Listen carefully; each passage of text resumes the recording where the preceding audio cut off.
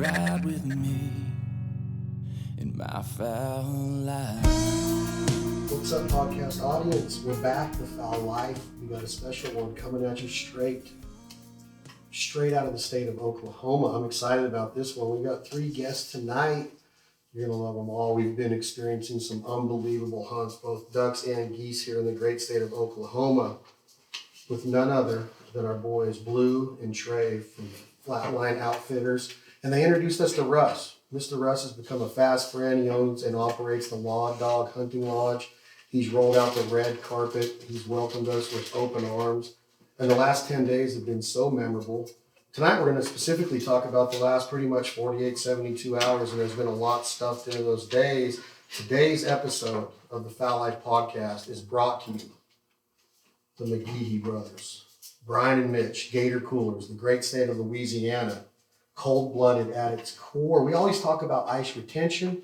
That's what I'm about. I like to get educated on what retention is and how it makes things last longer. And I've been educated a lot in the cooler world.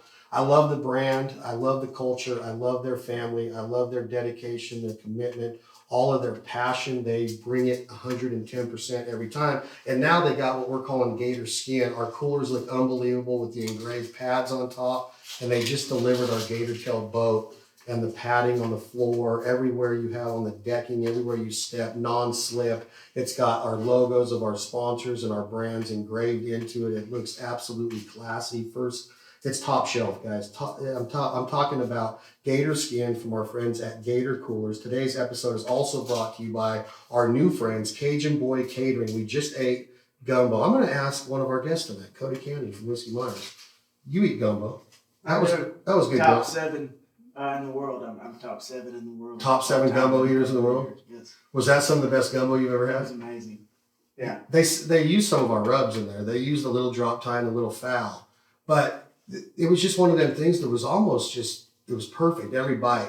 I was explaining to Brian, it was savory. Rob's smiling over here and licking his lips. I mean, he feels pretty good that he's here with us tonight because he very easily could have been somewhere else. But we'll get to that in another point. They smoked that duck on that Traeger for a little while, too. They did. They put that duck on the Traeger. But was that good gumbo, Rob? Oh, my God, it's great. That was the best of the best. It's gumbo is a roux. A roux is what? Do you have a roux in gumbo? I knew he was going to ask me cooking questions right off the freaking bat. Do you not have a roux in gumbo? Yes. Oh, Cody knows. You don't know. He's no, I'm pointing over here.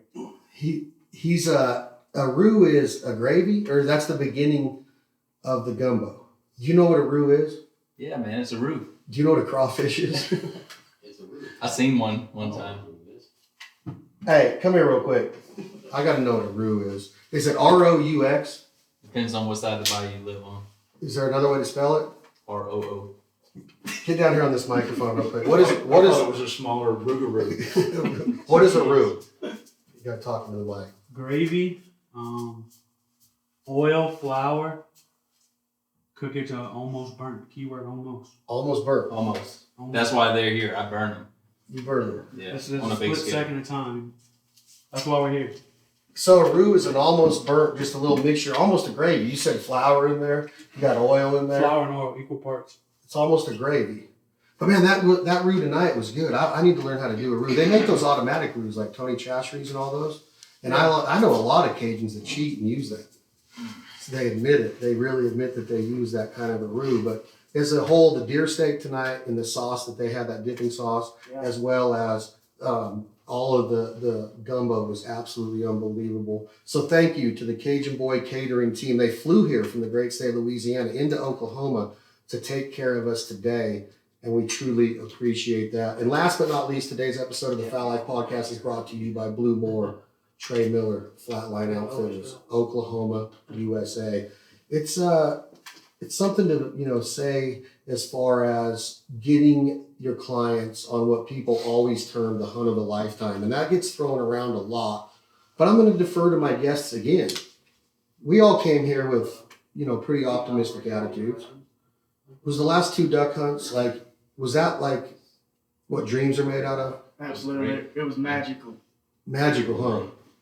It's one of those things, like I hunt everywhere. And when you come back, you get one of these hunts a year if you're lucky. A really good, special, blowed out. It's awesome. And we did it 2 days in a row. It was really amazing here. Awesome. And the weather conditions and everything that hit it, you were able to see. It was gorgeous. Do you have to shoot them every time they finish in the hole? Like, what you guys kind of got a little taste of what I've become kind of known for is I don't call the shot. And I get a lot of pressure on me because I picture it in my head what I see them doing. And sometimes you get to experience that and they do it. And then other times you get a little too what we call greedy and you lose them. But did you guys get any of that apprehension at all the last couple hunts to where you were getting pissed off at me for not calling it? Or were you lost in the mystical like powers of that was happening like it I was was? it was self-defense. As far as keeping them off Yeah, us? yeah, we had to for our lives. They were that thick. We got scared and we had to shoot. There was a couple of single hens that come in that I was really eyeballing, but no, in reality, to let them go and let them do what they did and to watch it, because it's just, like you said, that's something you don't get to see. A lot of times you're hunting places where, and I know lots of guys from all over the country that go in, and if they can see 2 or 3 ducks on the day, whether they even get to shoot at them, it's like, great, I had a great hunt. When you look up and there's 400 or 500 of them cupped up and they're bouncing out and your eyeballs are crossing, and if you do jump up, you look and go, you don't even know which one to shoot at. You know what I mean? It's just, it's.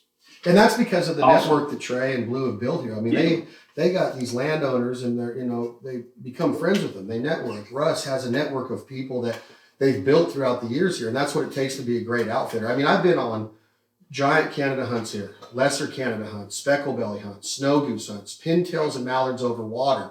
We've been on unbelievable peanut field, dry field peanut field hunts. Flatline offers it all, and hey, we don't. What I told Cody coming in here, I said, man, we're not fancy. We don't go to big lodges and have that, that 5-star attitude. I like laying low and being able to come back to a kitchen like Russ allowed us to do and throw down and cook for ourselves. And Cody's like, I'm all in. Don't worry about me. We're rolling, right? And you come into a place like this and the hunts take over as far as building those memories, because we're going to talk about those 2 days for the rest of our lives. I mean, those mallard ducks put on a show. Yes, they did. And that's what Flatline's known for. So thank you to everybody for supporting the partners and sponsors that support us. And you heard tonight that we do have some awesome guests. Bryan Mcgehee, owner, co-owner, and co-founder of the one and only Gatr Coolers. Welcome, Bryan Mcgehee. Thank you, sir. Rob Roberts from the great state of Arkansas. Rob Roberts Custom Gun Works. He builds the best guns on earth, does all of the Benelli Pro Shop guns. He is awesome when it comes to patterning and making sure that your gun is performing up to its fullest potential, which I did watch him shoot today, and he might want to work on his guns a little bit more. I'm not going to lie, I was watching it. I mean, I do have feelings, but go ahead. And last but not least, the lead singer, the front man, very, very honored to have Cody in camp, because he is a badass rock star. Like, I don't know if he's at the rock god status yet, but he can freaking put on a show. Before I introduce Cody, Rob, you're a music guy, and Bryan, you're a music guy. Mm-hmm. We've been honored to be around a lot of cool musicians together, right? But all of us. Chase Rice just left here, been around Leith Lofton and Drake White and Aaron Lewis and John Party. The list goes on and on. But tell me if I'm wrong. This dude's got it going on, right? Bryan, you first. Yeah, for sure. I mean, it's exciting for me to just be a part of it and be here, because I've been listening to his music for a very long time. So to see it in person, you don't want to be that guy fangirling. And I'm not going to ask him to sign my T-shirt or nothing, but Sure, it was exciting to be here.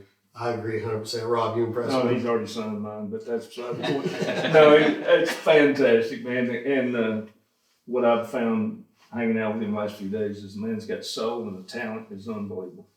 It's just unbelievable. Yeah. Cody, thank you for being here. Welcome. How are you? I'm good, man. You loving it here? Yeah. It's been amazing.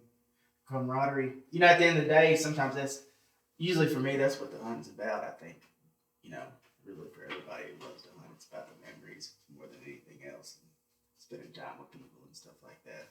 So out of everything that you experienced here, besides the hunts, would it be the goose spaghetti and eggs? Yeah, that was the first morning, Chad cooked us goose spaghetti. No, was it goose? Yeah, goose spaghetti and eggs. Yeah.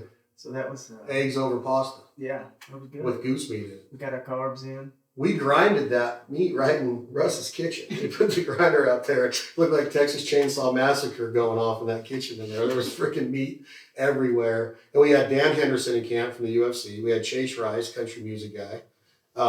Just an unbelievable cast of characters. I have my brother Clay in here. We have Les, who's down a little bit right now. And we've mentioned Russ, and we have Corey here, and we have Eli. We got the Cajun boys. Like, just, I think hunting camp, I've been asked, like, you know, you travel. Where's your favorite place to travel? And, you know, you've been to Europe, or you've been to South America, you've been north of the border to our friends in Canada. I just don't think there's anywhere in the world like hunting or fishing camp USA. Yeah, you really get to just kind of kick back and unwind and just seriously just hang out. Maybe not as much for you. You still got to work a little bit, but God, I love Trey. Trey does all the work here. Trey and Blue, like, I mean, it's kind of easy. Like, you got to admit, that was kind of like a gentleman's hunt the last 2 days. Yeah. I mean, it was the weather was so unpredictable. And us three showed up at the same time. Do you notice that? Yeah. When the ducks came. And the ducks came. Yeah, I wasn't going to point that out, but that's a fact. And what's crazy is that we could stay here another 10 days from right now and do that every day on ducks and geese. Like, we're here at the right time. Like, Trey's informed me, like, hey, we got them here, we got them there. They got several locations and hunts tomorrow. There were thousands landing around us while we were picking. Yeah, you go hunt there again, probably. I mean, Oklahoma's unbelievable. Yeah. But it's not about, it's like, you know, what Flatline does, it's really cool because it's not about the high society stakes, in my opinion, because a lot of hunting camps that I've been into, there's almost like a wool being pulled over your eyes sometime because the hunting might not be there. These guys are low key and they just do the work. All of the work that they do is in the off season. They're building this network. They're making sure that they're taking care of their people, their guides, their decoy rigs, all their equipment. It's ready to go, right? And now it's just they go and they put their skill set to work as far as finding a hunt like that. I mean, I'm pretty sure a monkey could have killed those mallards. I mean, we didn't do anything special to kill those mallards. Those guys at Flatline, that they really did all the work. They're right in our face. I mean, they finished right on top of us, but it's because of all the work that came before that hunt. You don't have to be the most talented hunter, the most talented person in the world to kill a duck. Its brain's that big. I mean, they will make us look stupid a lot of the times, but that's just because they control us. I mean, they literally control every move we make, and a lot of times as duck hunters. And Oklahoma is such a hidden place, you know. I mean, people don't think of Oklahoma as being a waterfowl spot, you know, but it's more and more every year. What is Oklahoma known for? You know, like Texas, you got the Cowboys. Texas, you got the Cowboys, the Dallas Cowboys cheerleaders, maybe. You got barbecue. Yeah. You got the Austin City Limits. You got Willie Nelson. You got George Strait. Oklahoma's got Garth Brooks. They got Toby Keith. They got Blake Shelton. Did you just say Garth Brooks sucks? I thought I heard Reba McEntire. Yeah. But what is Oklahoma known for? Oil? Casinos. No, I always hear about the casinos up here. Casinos that's Las Vegas, bro. Okay. But I've never heard anybody say I'm going to casino. What are they known for? This is what's hard. This is what I hear about whenever I'm talking to people. So Oklahoma's known for a casino. What is it known for? The Red River? I was going to go with Native Americans and all the tradition and everything that goes on with that. I think that's really what you look at, and pretty good football. Not SEC football, but pretty good football. College wrestling, John Smith. Barry Sanders played at Oklahoma State. Probably the greatest running back in the history of the game. Probably. So they might be known for some athletics. Are they known for any cuisine? There's different places in the country where you go to get I don't know, man. They sure are eyeballing us right now. I've had the best cuisine I've ate forever, last 2 days. Russ is over there cleaning the gun. He's like, all right, keep talking shit. Well, he missed me with that beer bottle he threw, but it's okay. But I don't know a lot of what Oklahoma... Hey, Russ, what is Oklahoma known for? Well, I think you touched on all of it. It's famous. Tornadoes. Tornadoes. Yeah, that one's up there. Tornadoes. But, dude... It's all here. The turkey hunt... We've seen some tornadoes the last 2 days. Yeah, there's mallard tornadoes. Yeah. Vortex. Yeah. There's great turkey hunting here in the past. There's great white-tailed deer hunting here. I think there's some good pig hunting. There's great striper fishing, trout fishing, bass fishing. We looked or crappie about fishing. That second group of mallards of probably 100 to 150 that landed right in our face. And that's when Rob leaned over to me and he's like, "This is what you call being on the X." Yeah. We were on it. You look across that field and you would see, man, there was a Texas musician named Pat Green that had a song called Wave on Wave. I don't know why I just thought of that. But it was like wave on wave. It was just like as far as the eye could see, you could see mallard ducks coming at you, right? It was just like, man. And the thing about him is like... It was like a mix between that and Thunderstruck. Ooh, a little ACDC. Take it, Rob. You turn it up, wave on wave, you kind of turn down. But I'm with you. Oh, okay. That's But awesome. I think it's really cool though when you spot those ducks. I don't know how many miles that lake is. Trey, how many miles is that lake from where we're hunting? 4. 4 miles. You're seeing those ducks come from. Yeah. That's how many there are to be able to spot them from that far away. They could go in any direction, and you're literally sitting in the spot where they're leaving that lake, going, "I'm gonna go over there." And then they come over there and they see the mojo. They hear the call. They see the decoys. It was so neat too, like seeing them. You could see them probably when they weren't too far off of the lake. You know, just a black cloud over there looked like blackbirds. You know. Starlings. Or in Arkansas, mosquitoes. Yeah. And it would take. I mean, we would see them coming, and it would maybe take 5 minutes or something to get there. Yeah. It would take a while, but you could see them for that far off, and like, oh, here we go. In a couple of minutes, it's about to go down. You grew up hunting, Cody. You have that in your blood. When you get a hunt like that, like I know you're busy. You have a busy lifestyle, but I asked Brett Cobb, a mutual friend of ours, this question. I said, you just did it, man. You went out, you saw ducks in your face, widgeons and sprig and mallards, and you shot ducks, and you saw the dog, you saw Axel do the work and do his job. And I'm like, are you hooked? Are you going to go buy all this gear? Are you ready to get it? And Brett looks at me and goes, nah, not really. I'm good. He goes, I have it. He goes, I'll come with you again. I'll just go home, drink a cold beer, and catch a crappie. It's like, does it catch you more than that, though? Because, like, ducks eat me up. I already do it all the time. So, but as it's, much as I can. But it's part of you, who you are, right? Yeah. Isn't that funny how the bug gets some people and other people are just like, I'll just do it every once in a while? Just like, when it comes to hunting and fishing and stuff, for me, it's just something, it's like breathing. It's just natural. It's just something I did, at a young age. And so it would be odd not to do that stuff. So it's not even, I don't even know how to explain it other than it's just like drinking water and breathing. It's just like, yeah, I'm going hunting this fall. I'm going to fish the rest of the time. It's just part of my life, I don't really have a lot of other hobbies outside of that.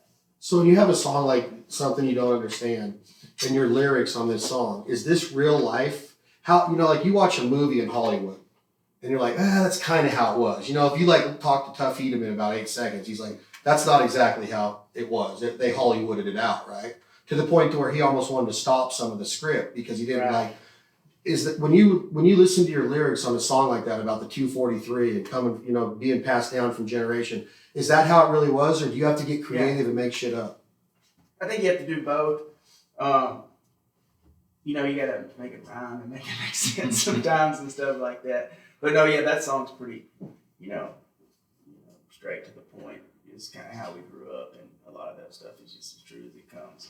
It just depends on the song, You're still taking stuff, from your life and things you see and feel, and you're painting a picture.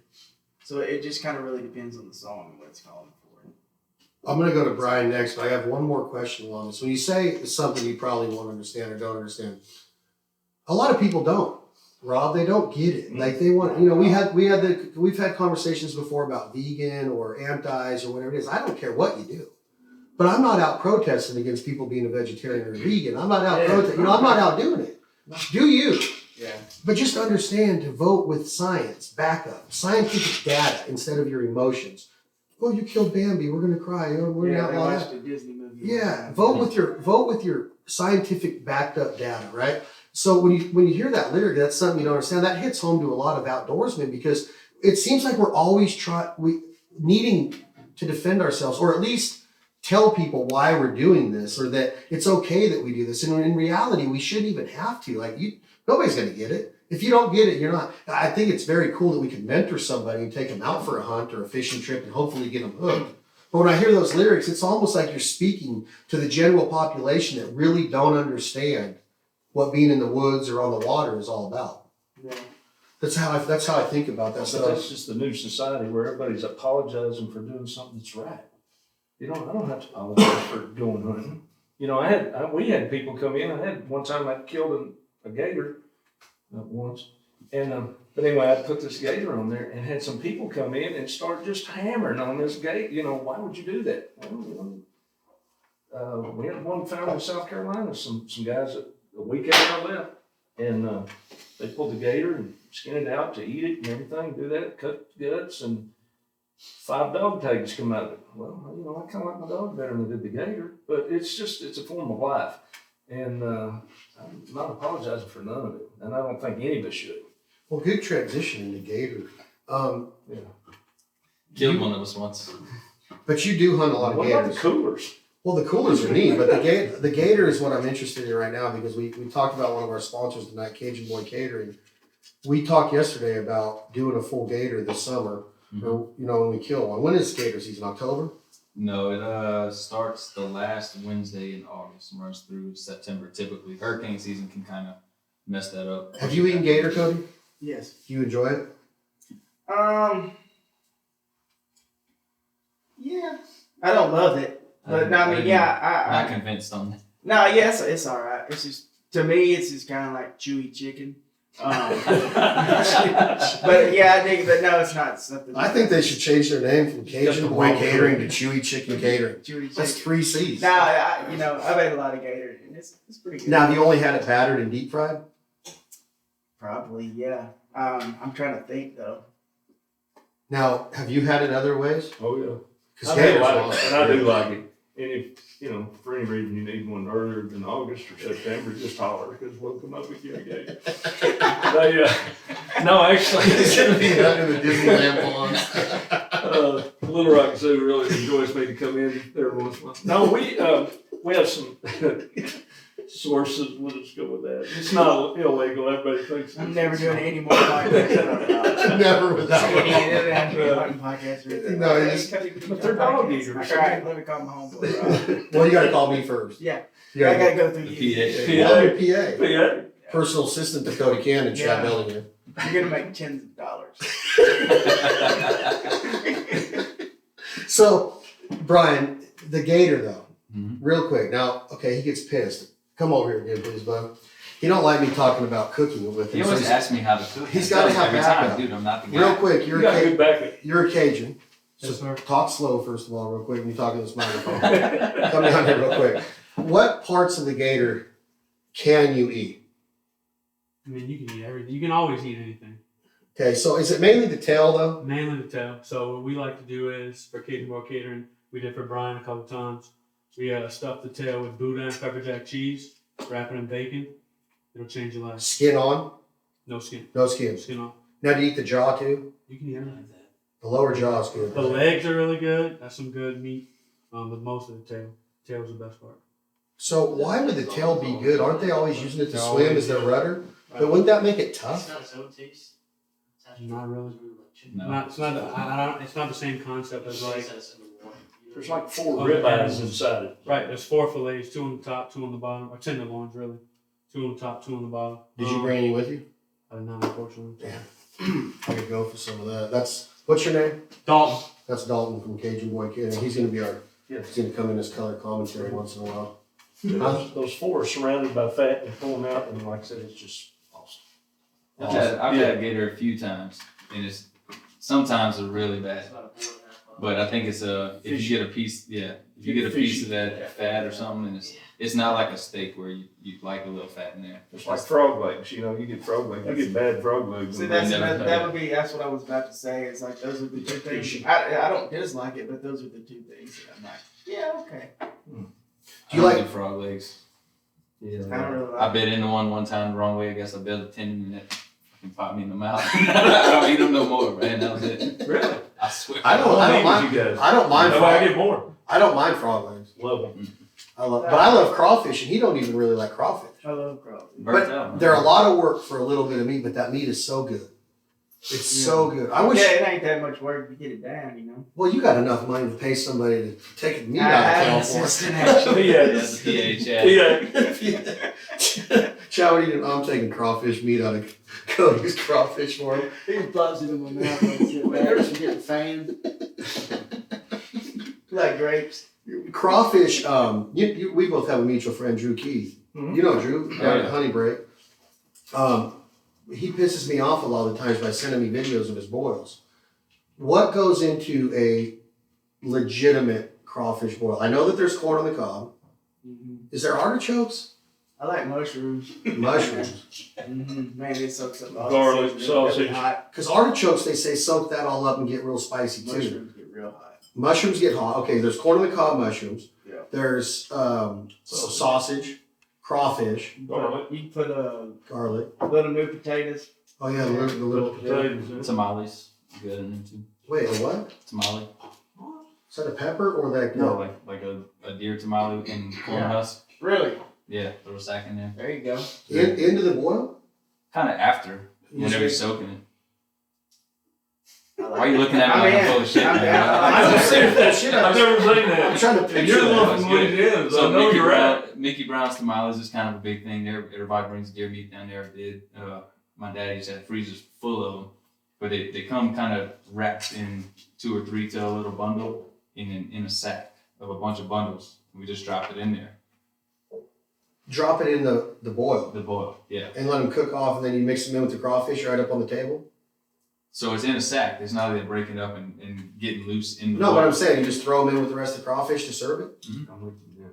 And Now, then you taking it out of the corn husk and eating it, it soaks up all the flavor. It's good.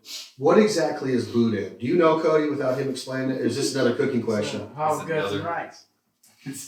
All right. We're gonna get It's some. another Oh, you want to come cooking and question. explain It's it? like, hey, we're gonna do a podcast with Brian. Let's drum up all the cooking questions. Wait, we're bringing the Cajun Boy catering team back over. We got a Cajun on here that don't know his ass about Cajun food. I eat Cajun food. What is For the boudin? record. Short and sweet, a sausage with rice, pork, and liver. There's liver and boudin? Typically. What did you say it was? Hog guts? Hog guts and rice. That's basically Right. that's That's even shorter and sweeter than rice. That's That's the best way to describe It's it. there.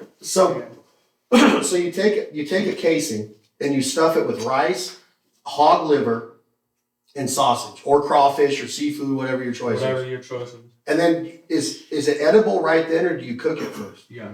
You cook it first, and then do you squeeze it out of the casing onto a cracker, or can you eat the casing? Do you do both?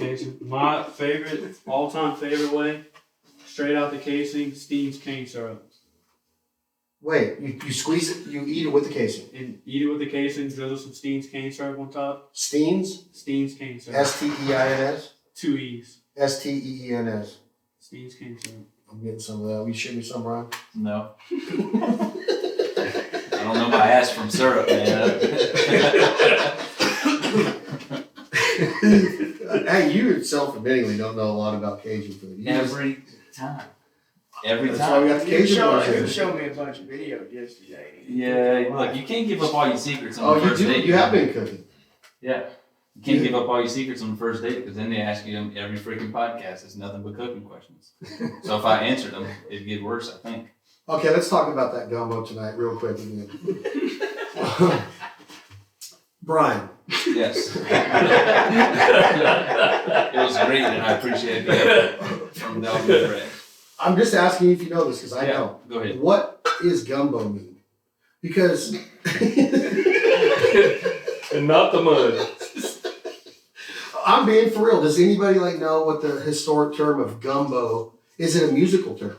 I want to know that because it seems to me like back in the days of blues and jazz in New Orleans that word could have been used. Yeah, gumbo is a musical term. Like Yukonuba is a musical term. I think he just made shit up. Okay. I don't know what you're saying right now. Okay, I'm just trying to get Brian to talk about it. Is gumbo? Are you going to tell us what gumbo is? I mean, I never heard of it talked about like that. Well, come over here and tell us what gumbo is. Do you know what it is? Do you know why it's called Waiter gumbo? gumbo? Waiter chili. Oh. I know what that is. That's too much gumbo. Oh, damn. Go ahead. This is Dalton. Dalton, right? Yes, sir. Were you named after Patrick Swayze's character in Roadhouse that used to whip all them dudes' asses? I wish, but I'm not here for that. Okay, gumbo. Go ahead. What is it? I mean, you were talking like theology about it just now. Yeah, like noodles are named a certain thing, like spaghetti, manicotti is named after the actual pasta. I mean, gumbo's not a soup. Let's get that straight. Well, what it looks like a soup. It looks like it, but people put like corn in it or something, and it's not a soup. It's a root, and it's just its own thing. Like you can't give it a definition. You really can't. It's, You want to know what it is? It's like something else. I don't know. You can't. They've been Googling. You want to know what it is? Yeah, I just kind of want to know what the actual definition is. It is a West African word that means okra. That West Africans use okra as a thickener in their version of the dish. There you go. I didn't know that. But And they play bongos on it, so it has a musical. But it's also a language that people in Louisiana speak. So okra is another thing that's a Cajun meal. I mean, Fried okra. okra. Oh, God. Oh yeah. oh, mixed up. Y'all have stolen all your cuisine Okra, from Africa. All over Pretty much. again. You know how I know how okra South got here. West. I can tell you how okra got here. I learned that Come and tell us. Baboon So- gravy. when the slaves came over to America. They weaved the okra seeds into their braids, and that's how okra got here in Louisiana. Look it up. That's facts. So they come over here and they When have the slaves came on the boats to the Americas, they didn't have anything. They just got thrown on the boats, and they weaved the seeds into their hair. and then they would plant a seed over here and start growing over And here. that's how okra got here. Look it up. Did you learn that at culinary school? I did, actually. John Falls Culinary Institute, Thibodaux, Louisiana. See that? Qualified. I like that. Educated. See, I just like to learn, like, gumbo doesn't make sense to me. It just doesn't. It's a word that you hear and it's like, what is that? What is gumbo? Now I know. It's okra. It's over. Y'all ready fried gumbo back there? You need fried gumbo. Okay, I had one more food question. We touched on it a little bit in the car tonight. Cheese and rice. We've been eating some stuff off of that Traeger. You're a Traeger fan, Cody Cannon. Absolutely. But you come from the land of barbecue. There's regions of barbecue in this country. You got Memphis, you got Kansas City, you got Carolina, and you got Texas, really, right? Those are like the 4 big time barbecue capitals of our country, if you ask me. I might be wrong on that, I might be missing a few. But Texas barbecue, Yeah. you named off a couple today. Is Texas barbecue known for a certain kind of meat? Like, is it mainly brisket? Yeah, they're gonna be like, I think, yeah, definitely Texas barbecue is gonna be very beef heavy. Like, obviously you can get pork ribs anywhere and stuff like that, and quail and stuff like that too. But probably just if you're talking about generically, I would say a brisket, just beef, beef ribs, stuff like that. Do you, the term Texas pride, like everything's bigger in Texas. Right. We drank Chuck Norris water today. Yeah. Chuck Norris was the Texas Ranger. So, I'm going somewhere Also, with he's this. also another sponsor of this podcast. He doesn't even know. Chuck Norris sponsors everything. But how prideful are you being from that state? Does it even matter to you, or do you get too fired up about that? I'm probably not any more prideful than anybody else is, like to be from Arkansas, Louisiana, or something like that. I mean, I don't know. I'm happy to be from Texas, and I'm proud of where I grew up, in the town, and being from a small town in East Texas and all that. But I'm not like running around with like Texas flag underwear on. Yelling out weird shit. You know what I mean? Like, I don't know. I'm just not like that probably about just in life in general. So I'm probably not one of those people. You've been on the bus since you were 22, 23? No, we probably got on the bus when I was probably around 25-ish, mid-20s, but we were touring when we were 20 and 21. But you were leaving Texas when you were 20, 21. Yeah. Have you ever gotten to a place and you're like, damn, I'm leaving Texas to move here? Where I live at. What? Where do I live at? Texas. Man, I live back at home, man. I'm from the country. We don't leave. But If what we I'm do, saying, we always come back. We always come back to our same exact town. so you don't get to Montana and be like, man, this is God's country. I'm coming up here. There's some places I've been that I'd like to have a house in one day. But Texas will always be home. yeah, just and not just Texas in general, but where I'm from. I live right outside of where I'm born and grew up. So that's just me. Do you feel the same way about Arkansas? Oh, love it. Yeah. I thought you was going to ask me a cooking question, the food we have is like squirrels, biscuits, and gravy. I love There you go. squirrels. I mean, I thought we were going to get into that, but yeah, I'm not going to. I've had good squirrel in Louisiana at Honey Break. Shelley's got Miss Shelley Cross has got Miss Shelley's in awesome. the provider I'm going cookbook. squirrel hunting when I get home. Are you really? Yeah. Do you use a 410 or a 22? I'm probably gonna use a 410. 410. That's all they're good for. Really? I was waiting for that. Just saying. That's what a 410 is for. And yes, and people, that's another hunting thing that people don't do anymore. And it is so awesome to go squirrel hunt. And they're, we're in a different culture. Like, you really eat those? They're awesome. They're great.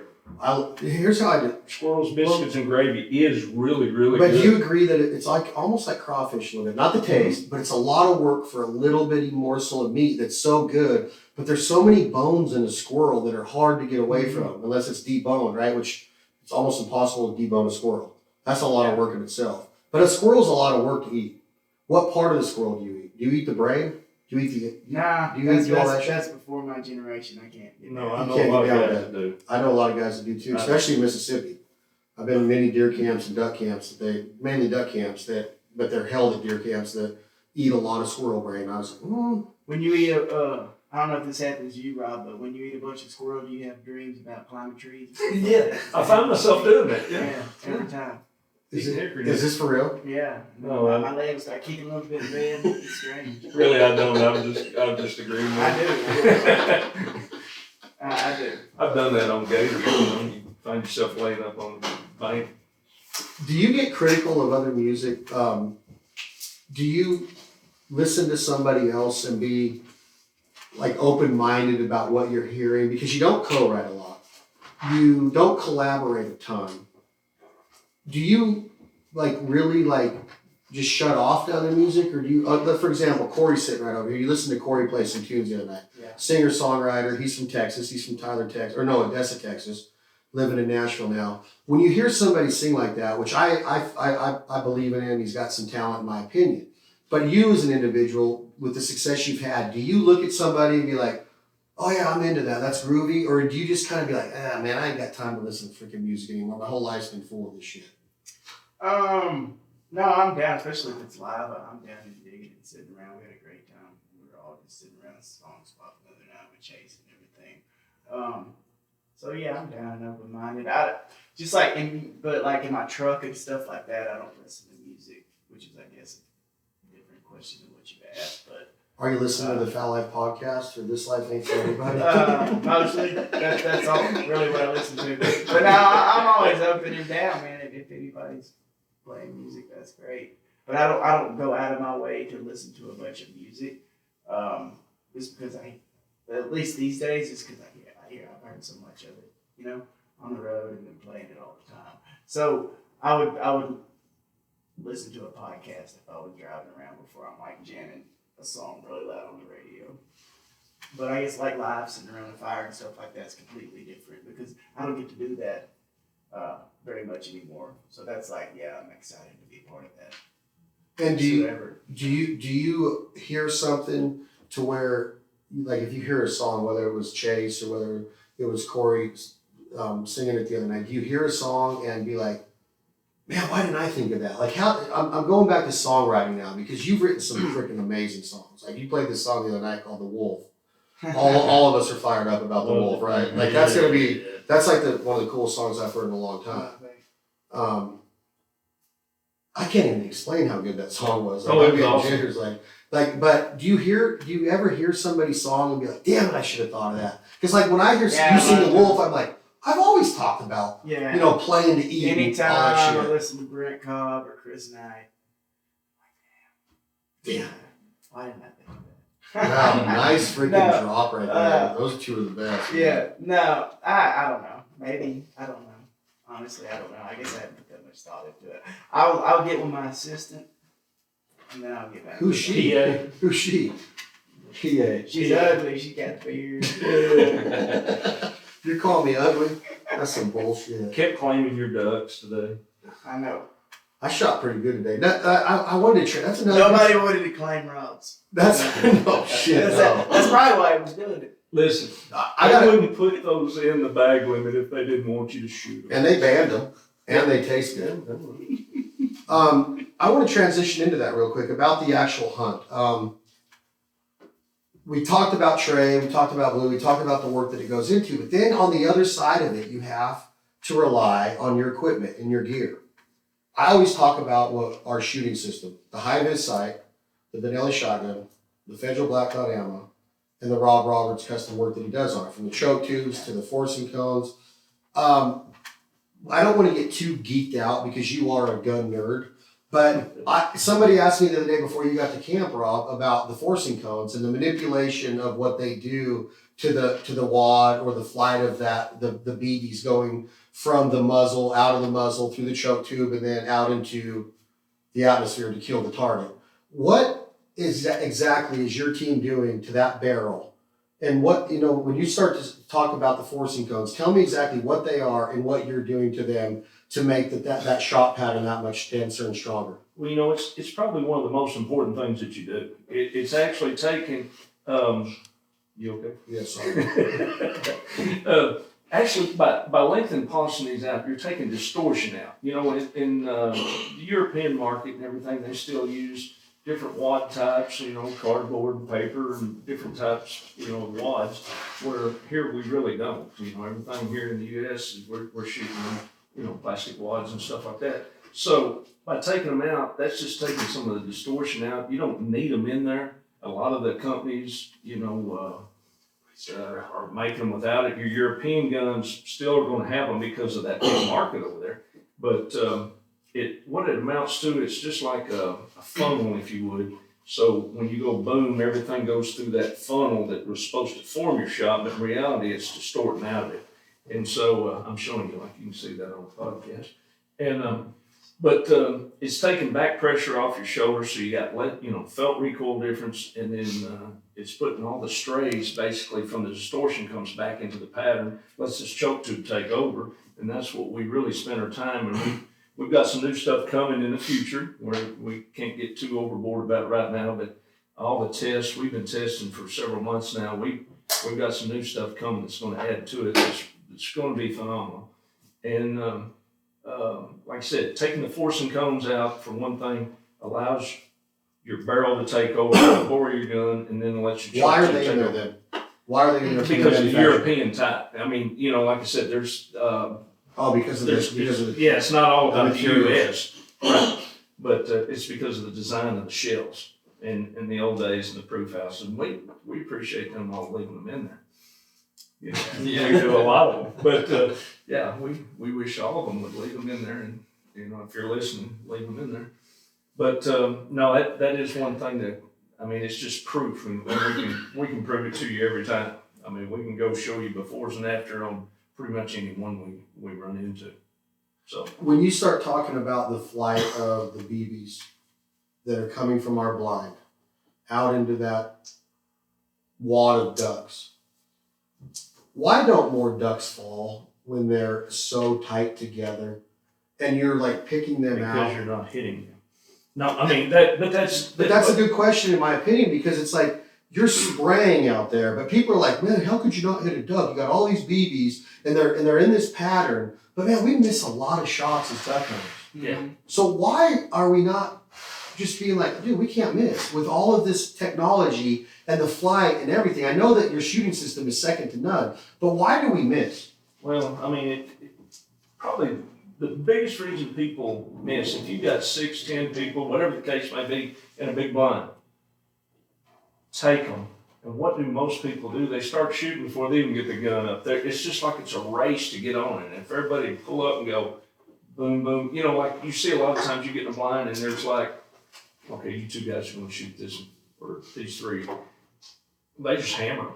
But I think we get in too big a race, and then like I said, there's a lot of times we pull up, just like when you got a vortex, like what we've been seeing for 2 days, and you got 300 or 400 ducks in your face, and you pull up and it's like, take them. Well, at that point, it's like, look, they're everywhere. Which one do you shoot at? And then usually take bad shots when they're going away or something like that's what happens. But no, if you're on your shot and you've got them in range, you're going to kill them. And with the technology that people are putting into these ammo, premium ammo, then they should be dying. Do you feel like you're shooting well with his system? since you got his gun? I feel like if I'm like sitting between you and him, I can't miss. I do. No, I do feel like. So you shoot better in groups. I feel like it's better for sure. I mean, I've only got to hunt with that shotgun probably 2 or 3 times at home, and then out here. The other thing with the groups is man, you'll go up and all of us will shoot that same bird. Yeah. So it's like Every the time. closest bird. Every So time. as soon as you go to shoot, and then right before you pull the trigger, that bird falls. You know, How is that? everybody sees that pretty one right at the front. Just float right up Yeah. in there. That big hand that comes right in there, baby. Everybody wants to hit. Just get her. Did you guys get a weird feeling, Brian? You specifically. Louisiana's known for some duck hunting. I mean, they're the home of Duck Manor. They're the home of the Haydales. They're the home of some very, very prominent duck hunters and duck calling champions. But you were able to look up into God's creation today with that blue sky and yesterday. Mhm. When they're cupped up and they do what we say check up and they start to what we call sail, they really start to parachute out of the air. Like, it's amazing the acrobatics of the duck. Now, I always talk about the bugle of an elk, whitetail deer hunting, everything that goes into it. Do you hunt a lot of gators? You kill pigs. There's something different about that many animals doing what they're doing in synchronization. Like they're cutting this way, and then this one cuts in front of these, and they all follow. And then they're doing so many different things. And then when it's time to cup up, they all cup up. Then when it's time to sell, they all sell. Then when it's all, remember that rock and roll song, Sell? That song's badass. It's about duck hunting. It's about duck hunting. We gotta get the rights there. But then they put their feet down. They all put their feet down. Yeah. Like, think about the choreography that goes into this shit when there's 400 of them. Yeah. Have you ever thought of And they're that? not flying into each other. You know the Blue Angels? Yeah. You know the Blue Angels? They're not flying into each other too. They're just choreography's perfect. Synchronized swimmers, they're not kicking each other in the shins. They don't win a medal. These ducks are 400 at a time, like making it look like it's been Paula Abdul choreography for freaking 3 months before they go out on stage. That's amazing. That's amazing to me, the power of ducks. Did you notice how when they would be like, okay, this is the pass. Get ready, get ready, get ready. And here they, and about Who that was saying time, get ready? you did, like, before we even seen the duck. And here they would come in and there'd be like all right here, and all of a sudden you'd see Same 4 or 5 come out, and it was like 3D hitting you in the face. 3D. Yeah. And all of a sudden it just like, boom, one hit you in the face, awesome. Snow geese are famous for that. Snow geese will mess with your head big time. When you get on a really good snow goose grind, you'll be watching the back geese, and then all of a sudden you almost gotta shake yourself. Whoa, shit! Like they're like right there. They're like coming right at you, like right in your face, and it's like, how did that just happen?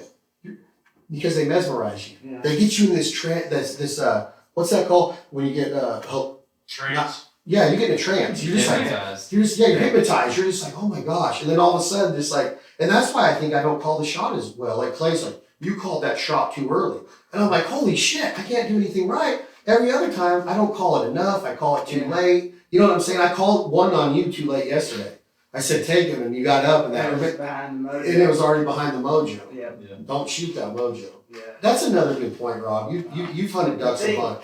I think that was different for me on this hunt. Is with instead of like yelling like cut them or take them or something like that. When he got real excited, he would always stand up and yell freedom. Yeah. And You went then Braveheart. Completely, you went Braveheart on him. When it was Did big what? clock coming in, Chad would stand up and yell freedom. Yeah, there's a Braveheart. That's how we learned how to shoot. That was really neat. It had an accent though. It was Yeah. like freedom. That's like When he stood up and yelled freedom, that's when you knew it was on. And I think that when you I'd never seen anybody do that before besides you. Here's what I always think about, and I think I like Mel Gibson, even though he came under some hardship. Not as much as Alec Baldwin, if you know where I'm going with this. Well, we He can't talk didn't pull about the it. trigger either. I did that once today because it was a hen, so I didn't pull the trigger. This is what I like to think about. You're a nostalgia kind of guy. You write songs. What about the drive from here to there? We're going 100 miles. It's about 100 miles, 2-hour drive. We have no idea what we're in store for. You're an athlete on a bus. You know the pattern you're going to run. You know that you don't know the outcome. You don't know if somebody's going to intercept you. You don't know if somebody's going to hit a home run the ball of the night. Start to visualize. The art of visualization Do you do that in hunting? Because I do it a lot. Yeah. You probably do it in a show. Like, do you do it like when you're in your huddle before the show? Are you visualizing the crowd and what you're doing? You don't do that at all. You just go up there and you're instinctual. Yeah. See, in hunting, I start to visualize. Well, Trey said it's going to be a south wind. It's going to be sunny. Trey said it's going to be cold. Trey says we're going to be on a weed line or a fence row. So I'm visualizing what we're doing. I know what decoys we're bringing. We got 5 dozen of these. We got 4 dozen of these. We got a couple mojos. I start to visualize what's going to happen. You do it? I think there's way more variables in fishing or hunting than going out and playing the show. You definitely kind of know what to expect when you're talking about just going out on the water and are we getting fish today? Is the wind blowing from the south? What time of year is it? I mean, there's a bunch of variables. You know, with ducks or deer, which way they're coming from, which way the wind's blowing. And So you don't probably have have to visualize it way more than like that show. if you're at a show, somebody's liable to jump up and start, let's go Brandon. Yeah. And run your train of thought in the middle of the song. Off beat, man. Off beat. Yeah, every time it's off beat. But on the other hand, on that car, on that drive, Brian, you're driving with us over there. We're so lucky to know that we have the opportunity to see that. You don't know if it's going to happen, but then you're there and you're like putting out the decoys and you're getting all of your gear put into the blind. We still don't know. No. We still don't freaking know if we're going to be blessed with that. Oh yeah. You go turkey hunt in the woods. You don't know if you're going to either get a gobble or a kick bite in the ass. Like, you don't know in hunting. Yeah. You just don't know. That's what's so awesome about this is that we could have went over there today and struck out, but we got to go over there and it was like, man, look at this shit. We didn't have our wind. We got our wind wrong. Yeah. We didn't. It didn't come up like it was supposed to. And we still got to see the power and the majesty, I call it, of those ducks. But that drive there is so important to me because you're like, well, it's just another day in Oklahoma. Bullshit. Yeah. Dude, look what we just did. You hit the same spot twice on the way over there. It's like, I smell ducks. Yeah. I mean, you knew when you went around the corner. Well, yesterday it was, who sang Manic Monday? It's just another Monday. Well, Clay, will you Google Manic Monday, please? 80s rock song from a female, if you don't mind. Manic Monday, but we didn't come up with a Tuesday one. It's just another Taco Tuesday. There's Taco Tuesday. It's a Taco Tuesday. No, you can't do it in the same format as Manic Monday. But there was a song Manic Monday. But I do I get in this zone where when I get close, I'm like, I can smell them. Mm-hmm. I can smell them. Like, you know, you do that. Like, Fishing. when you get into where elk country and you smell that piss, Yeah. you know, and you get to deer country and you're like, oh shit, they've been here, right? Yeah. Pigs too. You get hog country, you're like, oh man. When you get my age, it's your guts that tell you. They start kind of going over and over, and you're kind of like the beagle out of the dog box when you get loose. That's what kind of hits you right before you get. Oh, it's on. I know you explained this to me. Yeah. We won't go there. No, but it's like you just get so excited. It's like, let me out of the dog box. Gotta go find a rock. Did you get excited today? Yes. Yeah, big time. Big time. Not as excited as when the possum come in and got us, but we ain't gonna go there.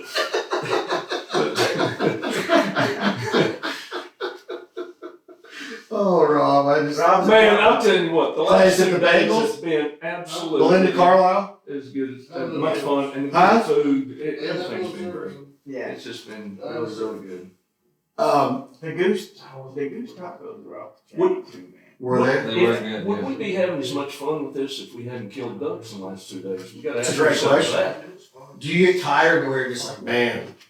Does that give you And I that think we would newfound? probably be having more fun because Matt just If we do nothing to do. nothing to do. Huh? What? The Bengals. Bengals. Remember, Walk Light in Egyptian. They did Manic Monday, Mallard Monday. So I'm just trying to I'll be educate honest with you, I you guys. didn't listen to them. This is a good point, though. This is a good point, Brian. We came back to gumbo tonight. Unbelievable gumbo. Mallard duck gumbo and andouille sausage. But morale is a big thing in life. Sure. Yeah. How do you keep that morale up if you're in a slump? Oh, Baseball. wait, what is undoing sauce? Yeah. Baseball players are considered all-stars if they hit the ball 3 out of 10 times for a base hit. Yeah. That's a lot of failure. You're failing 70% of the time. In hunting, you fail a lot. You bet. Probably more than 70%. We fail a lot. Yeah. A lot. How do you keep the morale up? I mean, that's a great question, Rob. Like, would we be doing this podcast if we didn't just freaking bobble? I'm just excited to be here. Yeah, Regardless of it's a killing thrill anything of the chase. chase too, man. The other side to it is though, in reality, you have a day like yesterday or a day like today, then you go 10, 20 more hunts where it's just horrible, or the rain hits, or it pours, but you love the sport, so you stay out there. You go through, you get to play, hang with your buddies or your family or these little kids or whatever the case may be. It's still great, and then you live for that one good hunt. Yeah, it makes it better. So like, if you went out every day and it was like this, Bored out of your mind. It would get old in about 25, 30 years. you wouldn't know nothing the rest of your life. You Let me could ask for you- a little bit, yeah. and then it'd be like, I mean, it just kind of would be. Let me ask you it would this. Be special. It's a great call, because let me ask you this, Cody Cannon. Did you feel different today than you did yesterday? In the same line, same field? Yeah. Same, Yeah. it was a different feeling, wasn't it? Yeah. It was It different. was off the chain. It was awesome, but it was Yeah. a different feeling. You knew That's the what's cool about it. expectations So were there. You already knew. if you did that every single time, it wouldn't even be special. You'd be like, I think I'm gonna stay at the house today. It's the thrill of the chase. You gotta, Okay, it's so fun if it's just so that let- easily obtainable. let's relate Everybody that. needs a challenge. Let's relate that to athletics. Do you think that that's why Tiger Woods gets in trouble? Because he's like, Jesus Christ, how many Because trophies can I he's win? a sex addict. Well, I know, but but how? He got the shit beat out of him with a putter or a 2-iron or something. But where I'm going with this is like you get bored and you're like, man, I've been there, done that. How many times can they put the green jacket on me? I'm gonna go to Denny's and hit on the waitress. You're a singer. How many awards can I win? Does it finally like this thing? How does Mick Jagger still do it at 80 years old and still rock his face off when you've been there, done that for so many times? What keeps you going? In hunting, you're like, dude, we just did this yesterday. These ducks are doing the same shit they did yesterday. Right. You got to figure out different ways to entice yourself or enlighten yourself. How do you relate that? Like, do you still get the same thrill of being on stage right now as you did when you were 25? No. You don't. Mm-mm. Are you over it? No. What's the difference? But it's just not. I think it's not the first time, right? I think when you're that young, everything's the first time. You're so energized at it, and you become just the wheels of time, just doing it, over and over. I wouldn't say no, I'm over it, but was it different today than it was yesterday? Same. Yeah, Same kind of analogy. same thing. It was still amazing that it was different. If you love the sport, it's kind of like a dog chasing cars. You're going to chase it till the car runs over you. I mean, you're just going to. That's why I don't I want to chase that car. I mean, there it goes. I'm going. You're gone. I'm going. Why do you do Do it? you know what a mallard drake looks like? No, I've seen some of those. I've seen you guys shoot some of those. Oh, God. That's I good. shoot one hand, and I've listened to that. I mean, I've got feelings, and you guys have really been on me about that. Well, you shot more than one, though. Well, I know. You shot your I was limit. being nice because it was on like a podcast. No. What about you, McGehee? Are you over going into your shop? I know that you're an entrepreneur. You want to build a brand. But you did the same shit yesterday as you did today in the shop. Is it the different phone calls that keep you going? Every walk of life has its different endeavors, its different road, your speed bumps, your roadblocks, all of the things that go into becoming successful. You got to persevere and have tenacity and get through that. But like Rob was telling me on the ride home, he's 59, 71 years old now. And it's like Feels nutty. he feels he's at the top of his game. He's a gun nerd. He's as good as it gets in the gun world. But how many more days does he want to drive into that office? I haven't asked him that, but it's like, you've been there, done that. How many choke tubes can you talk about? How many forcing cones can you be asked about? How many SHOT Shows can you go to? I don't ever want to see Las Vegas again. It's like, how do you keep the morale up and keep it positive? How do you do it, Bryan? I just love it. I mean, every day is different, and I look forward to it. I remember the day that Mitch, my brother, texted our other brothers and I about it. I remember my response. I remember our conversation and the feeling of just watching my kids grow up on my phone, living in a camper, and trying to figure out what I was going to do to get out of that situation. Because my kids were getting to school age. I knew I wanted to stop traveling, and the career that I built at the time that was never going to happen. I was going to be on the road for my whole life and probably not even know who my kids are. I didn't want to do that. So I remember all of that, and then I remember all the way to the milestones we're hitting every year, and it's exciting as hell to me. So I mean, I get to work earlier every day, and I stay until my wife Emily lets me stay, or until she starts fussing, she needs some help. I've never gotten to, you get overwhelmed sometimes, you know, stuff happens, and when all of the bills hit at one time, or when all of the 3 customers we pissed off for the week are howling on you at the same time, but it never got to the point at all over the last 5 years or so where I was like, man, I'm tired of this shit. I really, really enjoy it. And that's why it's really hard for me to get away and do stuff like this too, because I mean, even today in the blind, I'm taking phone calls and I'm calling guys at the shop and talking them through stuff, seeing the process of myself building stuff, like doing your boat, and just a concept of what me and you talk about to the finished product, and then being able to train other people to do it, and seeing that excitement from them too whenever they take something that they didn't know anything about a month ago, and now they're going start to finish and making stuff that's literally getting shipped all over the country, and people loving it. I mean, that's a great feeling. I don't see myself ever losing that at all. So it's going into the office every day. It's always, you know, kind of repetitive, but it's different. So you hear his passion for what he does, and you guys are kind of close to the same age. How old are you? 33. So he's just a tiny bit older than you.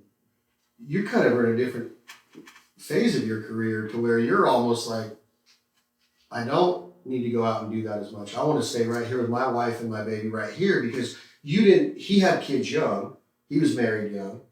You kind of built this career. You were the opposite. So now you're kind of, it's still young man and not even 40 yet. And you're kind of like, hey man, I'm ready to just be at the house. Well, so I think that it's a balance for us that we've been getting better at striking in the last year or two, because having kids and being married and stuff. So I think it's more of a balance for us. But, you know, he was talking about how he was excited to actually get to stay at home and see his kids grow up and stuff. So we you know, in our career, that's inevitable that we won't get to do that. So ours is to find that balance in our career where we can do those things. But still, you know, work hard, but not, maybe you cut out some of there's a point when you're playing too many shows, you know what I mean? Saturating the markets and stuff like that. So that was a big deal for us. We still play. I mean, if you look at our calendar, we're still gone all the time. And sold out. Now, I don't say that in We jest. wanted to do maybe like quality over quantity. But you're still doing 100 shows a year, 150. Yeah, I don't know if we do 150 anymore, but yeah, I'm sure we're way up, you know, or pretty good bit above 100. And then you got travel days and stuff in there too. So, you know, somebody might be listening, like, oh, just 100 days. Well, there's lots and lots and lots of travel days in there, man. Coming in and out, you're talking about lots of days in the year. Was it hard to get past the small audiences and did it happen fast for Whiskey Myers? Nah, man, we've been doing this almost 16 years. So it's got to feel good to see those little red boxes you put around your tour dates that say sold out. And there's a lot of, all of your shows are sold out. Yeah. All of your shows are sold out. What were you thinking, Rob, when you went to Little Rock to watch Cody? Like, you went in there and watched Cody and Jamie Johnson. Oh, did they blow your mind? Oh, yeah, because I'm a fan to start with. And then when you get in, you know, you're going to meet these guys and talk and go on. And then when you come out, and he just lit it up. And to sit and watch the people, you know, and these are, you know, I'm from Arkansas, so I'm looking at all these, and I know people. And people that, happy birthday, Uncle Dad, and all that kind of thing. But I'm sitting here and we get a lot of ribbon, and it's really a great state. But we're sitting here and I'm watching these guys and people that I know, and pretty soon you guys come out and he just lit it up right off, and you see the expression and everything. Oh, they just all went nuts. It was fantastic. It was a good night. It was vibrating. You could feel the energy. I don't think he sung half the song. When you could just feel the energy in the crowd, and between that and the band, it's just vibration. A lot of times you couldn't hear him because they were singing his songs louder than he was. You know what I mean?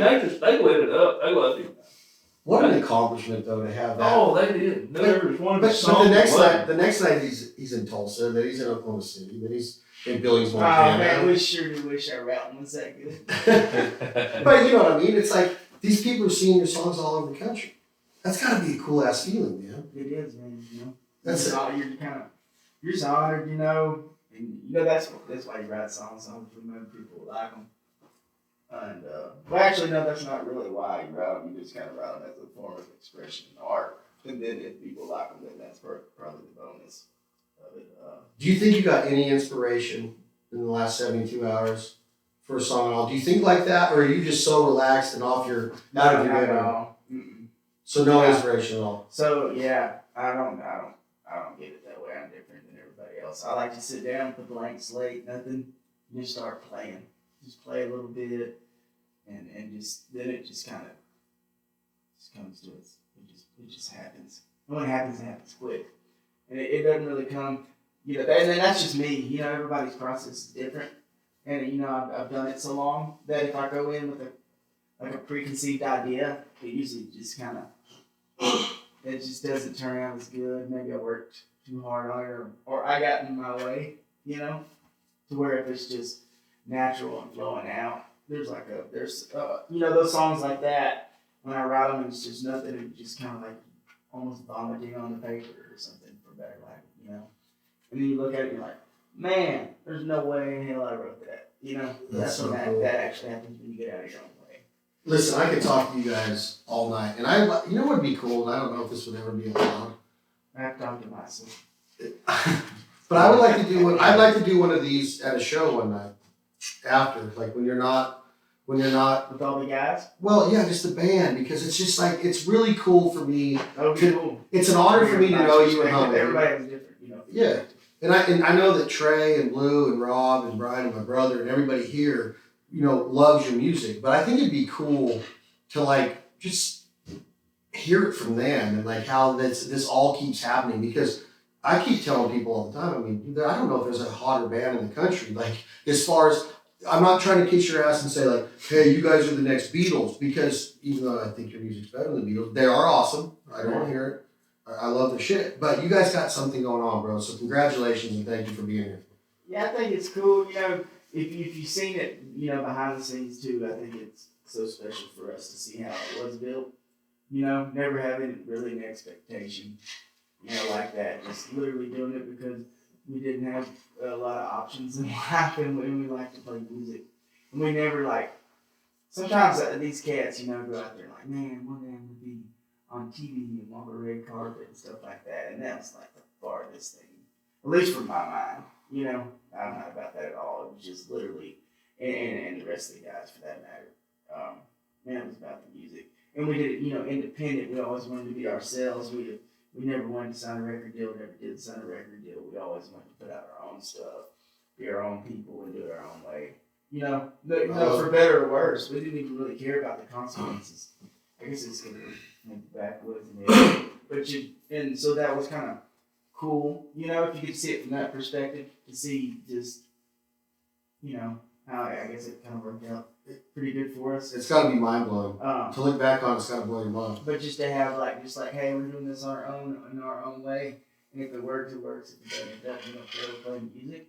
It freaking worked. Then that's really beautiful. It worked. And then if the songs you played the last couple days, coming out of the new album, including Wolf. Dude, this is going to be an amazing album. This is going to be an amazing album. I'm excited. It's a different sounding record for us. But It's gonna be good.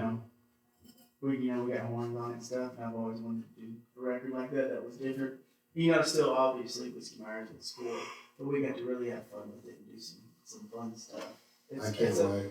It's more of a fun record, more up tempo for the most part. When can we expect it? I don't know, man. Sometime in 2022? It's been done for, yes, absolutely. Sometime in 2022. But you know how it is, even like supply chain stuff like we talked about, that even kind of goes over into our industry too. You get backed up with vinyls and stuff like that, and then you got to get in line for that, and you have to have all your ducks in a row, and you know, sometimes them ducks Don't come in when you think. Unless you're at Flatline, and that's how we're going to end today's episode. To be a part of what what Whiskey Myers is doing to me is badass. And what we've experienced in the last, I mean, I've been here for 10 or 11, I don't even know when I got here.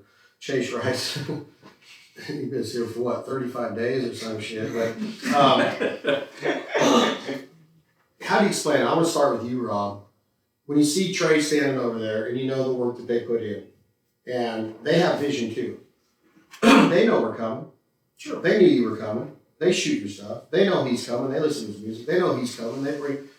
He blesses them with this badass gift, the coolers with their logo on it. Like everybody has expectations. They have dreams. They have all these freaking desires, right? What would you say about Flatline Outfitters and what you experienced? You've hunted Oklahoma for a long time. You've hunted with other outfitters. Yeah. What would you say about what you experienced here? What you see is, they really, to go this far out, I mean, like today, we go a long way to get there.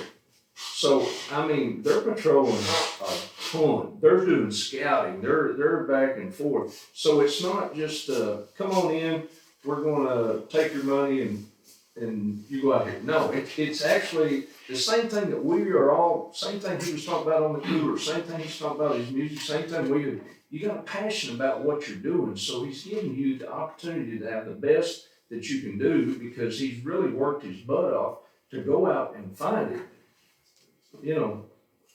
I've been on tons and tons of hunts where you go out and it's like, hey, this is going to be great, this is going to be great. You get out there and it's really not that great. You could tell that when we pulled in there and the vortex starts in, it's like, hey, these guys have been watching this area and they come and find this area. It's really awesome. Yeah, so it's just hard work. Bryan, at the end of the day, it's hard work. Bryan, what would you say about Trey and the efforts of him and his partner Blue and their crew here? I mean, from the camera held with Nate and everything that Dylan, Jake. I mean, I know I'm missing some people, but what would you say about Flatline and what you've experienced? I don't get to do as much hunting as most people in York. Just tied up right now, but first time coming to Oklahoma too, and it's been amazing. And going back a little bit to your comment earlier about you not calling early enough or whatever, that's the first time that I've ever just sat and watched just hundreds of ducks come in and kind of lock up and float down and do all their stuff and not run into each other. And that was really special. And that's the ride home for me was better than the ride there, because while you're thinking about all that, preparation stuff, I don't know anything about all that shit. So on the way back, I'm just thinking about, I just watched a few hundred ducks at a time circling around and coming back, and that's just cool. We never get to do that. Where I live at now, my buddies had duck hunting. You get a single Susie flying over you. Rob Roberts was on with you? I do not Louisiana. But no, it's been crazy, and you can definitely you can feel the effort that's put into it. Cody, would you come back to Flatline Outfitters? I am coming back. There you go. Oh, you've already set it up. It's happening. I thought I had to book this for you. Well, I'm in PA. charge of your slacking schedule. a little bit. Since, in the last 6 hours that you've been nice. Since your higher date. So this camp, the Law Dog Hunt Lodge, Oklahoma, Flatline Outfitters. I mean, Everybody was amazing. I think that when we see you down the road at the show, we're going to talk about these hunts. This was cool. This was For cool. forever. This I is think cool. you said something about that. You were like, these are the kind of hunts that you forever. Oh yeah, they just walk in. Yeah. What did you? You This never was awesome. forget it. And people are always like, you guys get to hunt the best places, and you could, no wonder you kill. I'm like, dude, those are a dime a dozen. Those things right there, people say the word dime a dozen. Those hunts right there are not. Those are No. once in a season, right? Like, At Trey best. might see a At couple best. of those a season, right, Trey? Yeah, at best. I'd probably say it more than you You realize. said, nah, man. Yeah, you're not Every day. He's like, nah, man, you don't need to say your I mean, we have some tough days from time to time, but we do our best to make moments like that happen every day. What's bad is if we were here tomorrow, it would happen again tomorrow. There Oh, would that man still zero there. It would happen again tomorrow. And But I have another feed just like it. the biggest thing is to have the people around you. Dude, how much fun have we had? And how much good. It's about from people. one to the other. It's about You're people. just like that. So that big expanse of field, right? And they wanted to come right there. Right so it's there. not like there was a field somewhere and we just happened to be in it. We were in like the juice of The X. Just The juice of the juice. Juice of the Jews. Yeah, the X within the X, and then they knew that. Like it wasn't that we were in the right area; we were like in the exact right spot. I agree. I'm We had to be like, "Hey, y'all get out of here! We're trying to pick up a decoy." Yeah. You know? They buzzing. Yeah. that one mallard, I think it was Clay or somebody was standing the decoys, and that one mallard just kept. He'd take pictures out, he'd go way out. Like, He was walking through the decoys while we were picking them up. 3 times while we He had lit. it, he came back. He kept coming back. He lit. Here's That's the the sun. We're gonna end it like this. The sunset this afternoon. Yeah. That tells you. And I'm not gonna get religious or spirit. I mean, I got a lot of spirit. I'm very spiritual, but there's a higher power. I mean, I'm good. you can't explain that shit, right? That was great. 100%. Those ducks and that sunset and those dogs doing what they're doing, and everything that we were blessed with. There's something going on in this There's more universe than that we don't have control of, right? Promise you. We don't have control of this shit. Then Axel doing the backflips after he drank the Chuck Norris water. Oh my Yeah, god. that's nice. And chopping it, dude. Possum cop and everything. I'm gonna start a new company called the Deuce Ninja. The Deuce Ninja. Douche Ninja. What I are wish you I could sing the same. I think he misheard you there. I thought that's what he said. Deuce Ninja. Like, We're gonna go out with another episode of the Foul Life Podcast. Thank you so much to the Cajun Boy catering team. Tell me their names one more time. I just met them tonight, so I don't feel bad for not don't remember their names. Brett and Dalton. Brett and Dalton. I knew Dalton's because of Roadhouse. God damn, Sam Elliott, Patrick Swayze, but I whipped somebody's ass. Remember that big grizzly bear falls on him at the end there? remember when he said I used to Shoot people like you in prison? Oh yeah. That movie's great. That's a good one. Cajun Boy Catering. They'll come to you. Well, I'm telling you, we had gumbo tonight. We learned what gumbo was. I learned what boudin was. They also did whitetail backstrap with the dipping sauce. Absolutely phenomenal for the taste buds. Find them on Instagram at Cajun Boy Catering. Go to the IG if you want to. I want to stay off social media, but I will hit up the Cajun Boy Catering Instagram page and give them a follow because I want to learn how to cook like them. We're going to get one of their recipes in the next Provider cookbook for sure. Thank you to Gatr Coolers. Thank you to Trey and Blue and the entire Flatline Outfitters crew right here in Oklahoma, USA. Merle Haggard sang about it. I'd rather be an Okie. Clay, how's it go? I'm just an Okie from Muskogee. What was your first version of that? Where squares can be circles on LSD. Still butchered nation. Clay, you want to come do Okie from Muskogee real quick? You don't know it? He's over there picking a guitar. I'm going to ask Cody Cannon this as we go out of this right here at the Law Dog Hunting Lodge. Thank you to Mr. Russ. Les, please feel better.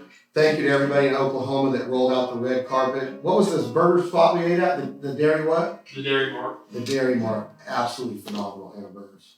Phenomenal. We got to go get one of those tomorrow night before you all get out of town. Cody, I'm going to ask you this. We're going to go out with the Whiskey Myers song. Which one can it be right now as we sit here in Oklahoma after these unbelievable 2 days? What do you want to go out with? Early morning shakes. Early morning shakes. Tom, Jake, Yeah. hit that button. This is Cody Cannon and Whiskey Myers. Early morning shakes. Thank y'all so much for listening to the Foul Life Podcast. For Bryan Mcgehee, Gatr Coolers, Rob Roberts, and Cody Cannon, Whiskey Myers. This is Early Morning Shakes right here at the Foul Life Podcast. Thank y'all so much. Just giving everything I got till there's nothing left but the early morning shake.